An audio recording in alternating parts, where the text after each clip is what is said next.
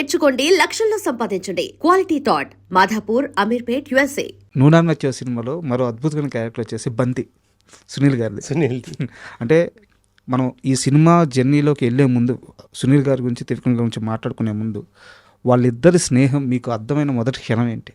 నాకు నువ్వే కావాలి సినిమా, తరుణ్ హీరో. ఓకే.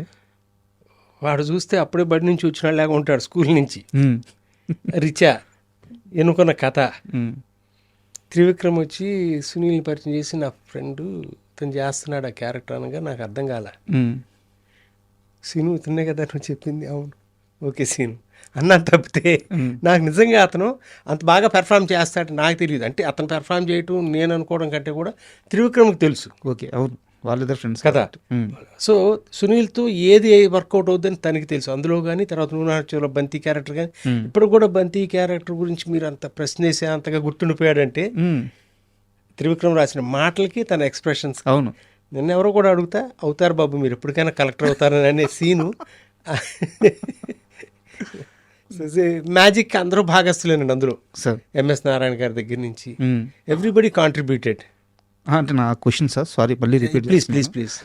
వాళ్ళిద్దరి మధ్య స్నేహం మీకు అర్థమైన క్షణం ఉంటుంది కదా. అంటే ఉదాహరణకి మీరు పంజాగుట్లో త్రివిక్రమ్ గారి కోసం వెళ్ళినప్పుడు అక్కడ సునీల్ ఉండడం కానీ, వాళ్ళిద్దరు ఒకరి గురించి ఒకరు మాట్లాడుకునేటప్పుడు మాటల మధ్యలో వారి టాపిక్ రావడం కానీ, ఇలాంటి ఒక క్షణం వాళ్ళ స్నేహం మీకు అర్థమైన క్షణం ఏంటి?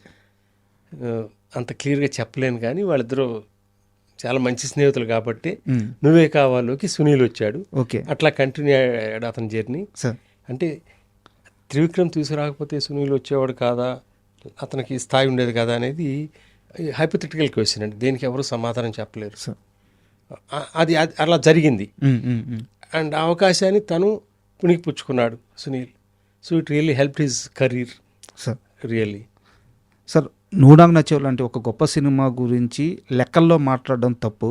అయితే ఈ జనరేషన్కి ఆ సినిమా వాల్యూ అర్థం అవ్వడానికి, అంటే కంటెంట్ పరంగా ఎలాగో అర్థమైపోయింది, ఎందుకంటే టీవీలో చాలామంది చూశారు.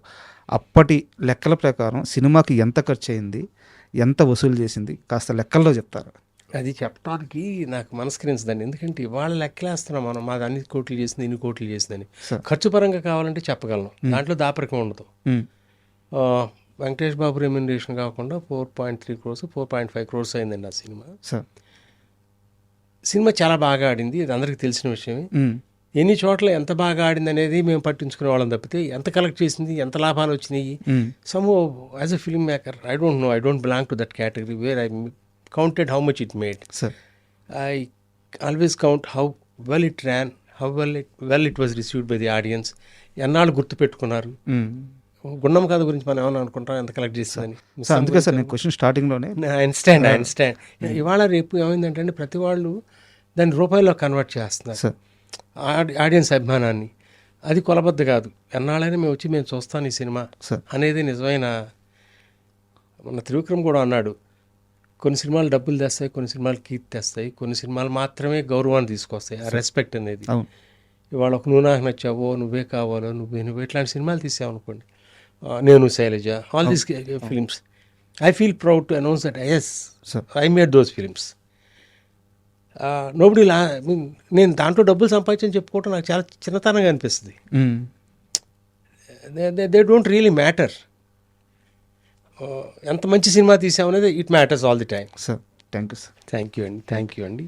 Happy new year to all అండి, especially my friend Vasu. Thank you for inviting me here and also for all the viewers. Very happy new year to all of you. Thank you అండి. Thank you sir.